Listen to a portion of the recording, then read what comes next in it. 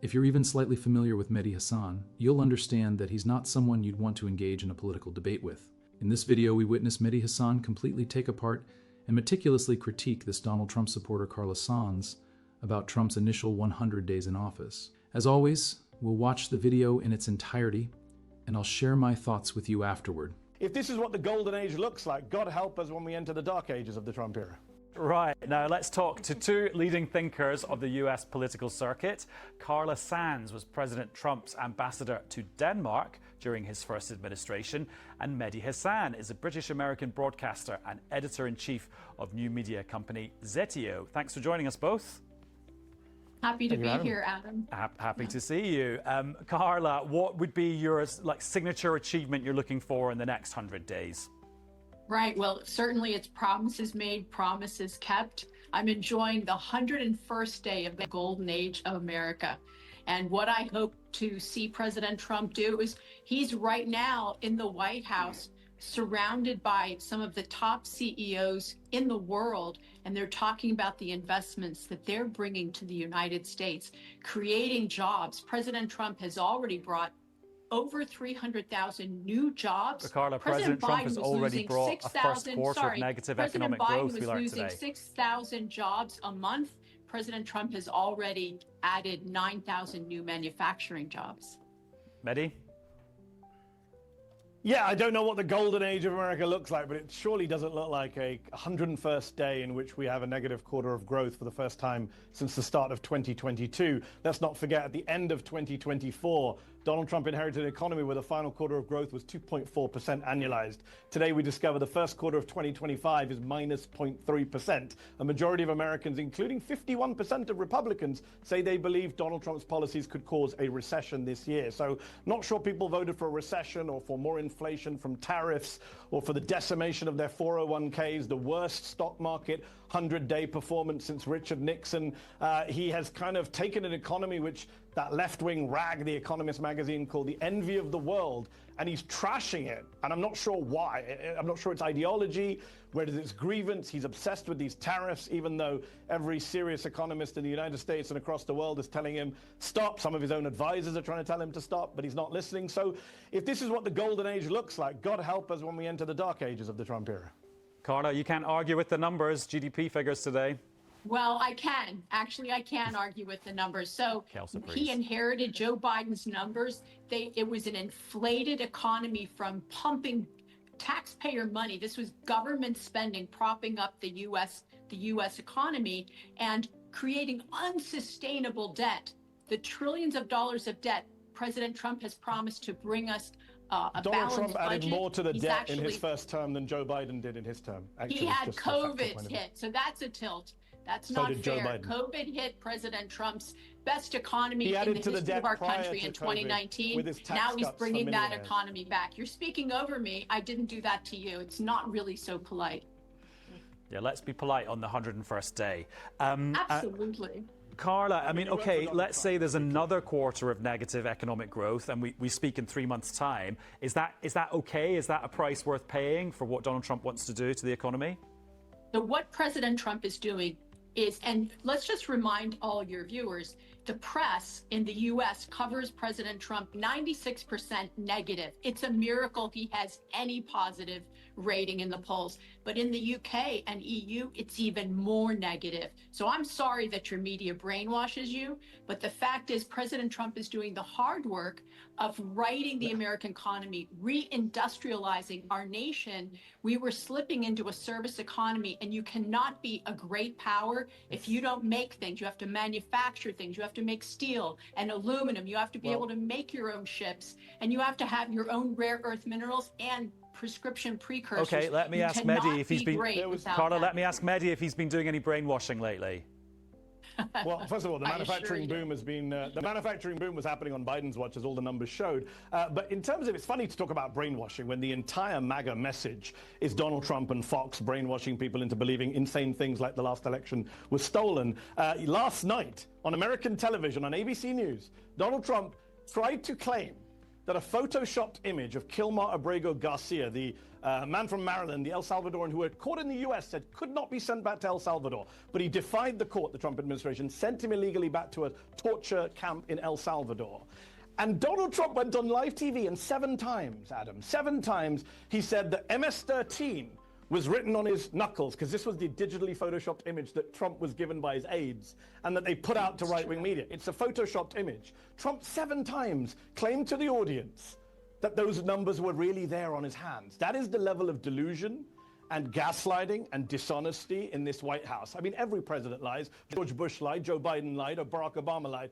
But no one lies like Trump. To take an image that's fake, that's photoshopped, that's demonstrably untrue, and repeat 7 times on national television. No, he had the letters MS-13. Is he mentally competent? We talked about Joe Biden's competence. Is Donald Trump mentally competent? Recently, he told Time magazine, Adam, that he won at the Supreme Court. The Supreme Court ruled 9-0 against Trump and said you must facilitate the return of Kilmar Abrego Garcia. They are violating the Supreme Court. They are violating lower courts. That is what they're doing in this 100 days. All right, as always, folks, if you're not into listening to my chatter, feel free to jump to the next clip. In this part, Mehdi Hasan expertly tackles Carla Sands' defense of Donald Trump's first 100 days by meticulously discrediting her arguments with a keen emphasis on factual data. Sands' claim that Trump is inaugurating a golden age for America is countered by Hasan's scrutiny of the unfavorable economic statistics that dispute her story. This conversation emphasizes the significance of anchoring political arguments in facts instead of mere rhetoric.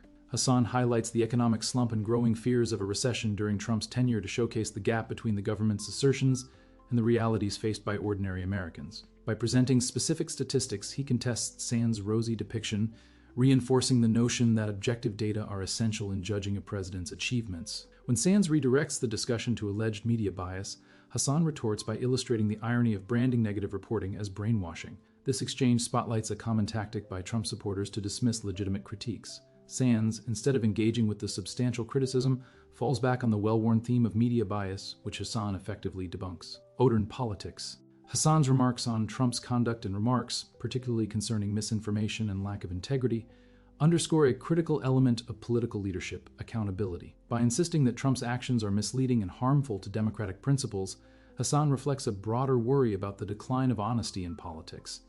Ultimately, this dialogue acts as a potent reminder of the need for informed debate in political discourse. Engaging with facts and holding leaders accountable are cornerstones of a healthy democracy. Hasan's strategy promotes critical thinking and dedication to truth, underscoring the importance of scrutinizing leadership regardless of political allegiance. Let's keep engaging in these crucial discussions as we navigate the intricacies of Okay, Carla, is your man relying on a doctored image and falling for fake news?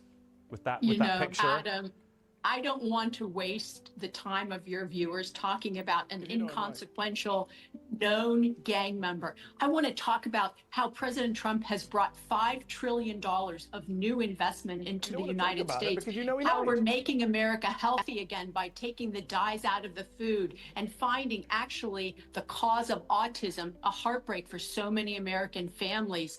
They're losing their children. And also making America safer, taking the DOD, which was going woke and very like an indoctrination center, and creating again that lethal fighting force focused on the mission of what was keeping happening the at the United States DOD's safe. Department of Defense? What was happening in the military caused by woke, as you put it, that was so bad, Carla? Yeah, so the U.S., the DOD under the radical leftists controlling Joe Biden, who your media never talked about as mental incompetence, and everyone saw it even in 2019. Mental incompetence, you won't even defend. Mehdi, let Carla finish and I'll come back to you. If I may, so we saw the Pentagon refocus on the security of the United States instead of doing things like censoring Americans. How about what USAID was doing, destabilizing the world and funding terrorism from U.S. taxpayer dollars? It's unconscionable. Okay, let's let Mehdi respond to some of the things that you were saying there. Sure. Yeah, you said a lot there. I mean, look, what she said about USAID is false. Elon Musk and Doge are super unpopular, have failed, they're being thrown out. She talks about she says she doesn't want to talk about inconsequential gang members. The president, 7 times as the journalist tried to move on, insisted that the journalist concede that words were written on a hand that were not written. That's mental incompetence. He's deluded. Well, it could just be a mistake, Mehdi. That's not a sign of like a mental fitness. Hold on, Adam. He held up a photo that was doctored. That was bad enough a week ago. We were told, oh, he didn't mean it literally. And last night he told us he literally believes 7 times that this guy has MS-13 written on his knuckles, a guy who shouldn't even been in El Salvador, and he's defying a Supreme Court ruling that Carla doesn't want to mention. As for making America safe, Donald Trump pardoned 1,300 rioters on his first day in office. His own Vice President, J.D. Vance, his own Attorney General, Pam Bondi, said he wouldn't do it. He did it. He pardoned 300 people who attacked police officers. Can Carla defend that, or does she want to move on from that? How do you defend pardoning 300 people who assaulted police officers, more than 100 police officers? He pardoned them. How are you okay with that? We're talking about the noise and not what actually matters. Okay. The fact that this Salvadoran, this El Salvadoran citizen had already had a removal order. He had had his day in court. He had had his hearings. He had come in twice. The Supreme Court says illegally. 9-0. He must be brought back. 9-0. So I don't think that the Supreme justices. Court of the United States actually makes American foreign policy. That comes from the executive. And so sometimes it's the not court a foreign doesn't policy get decision, it right. it's a due process decision. But at the same time, we need to see that our country is run in a constitutional way, and we have separation of powers, thankfully. But what I want to focus on is the great things that President Trump and his incredible administration are doing, bringing down the cost of gas. Does that include pardoning rioters? You haven't answered, Carla. Do you support pardoning rioters who attack police officers? Again, you're speaking over me.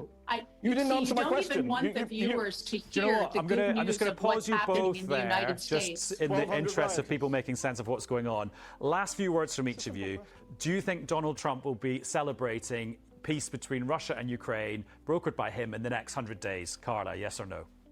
Wow, that would be an amazing thing, and we should all pray for peace between Ukraine and Russia. I really hope it's successful. He said it would be harder, that the Israel-Hamas war would be easier to solve than the Russia-Ukraine war. I'm hoping that between Putin and Zelensky and these peacemakers that are coming together, that it will be successful so that the killing ends. That would be the most wonderful 200-day celebration. So I hope that you're right, Adam. Mehdi, any chance? Adam, I'm glad you asked that question. Trump said multiple times he would solve the war in 24 hours. Before he entered office, we're now 240 hours in. We're 100 days into this thing. And 2,400, sorry, I can't even do maths. Yeah. 2,400 hours later, and he hasn't done it, right? Because he lies. Mehdi, you have me questioning your mental fitness after that. I know, my mental fitness, but I conceded I was wrong, and Trump's never done that. 2,400 hours later, he has not solved the Ukraine conflict. He's actually been tougher on Canada and Denmark, our NATO allies, than on Vladimir Putin. Thank you very much, both of you. Seriously, folks, Mehdi Hasan is consistently impressive when he challenges those who blindly support Donald Trump.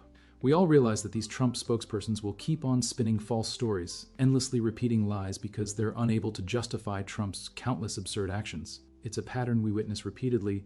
Mehdi confronted her several times, and she failed to provide any solid answers. Why, you ask? Simply put, she's spreading misinformation and can't defend Trump. As usual, I'm eager to hear your opinions in the comments below.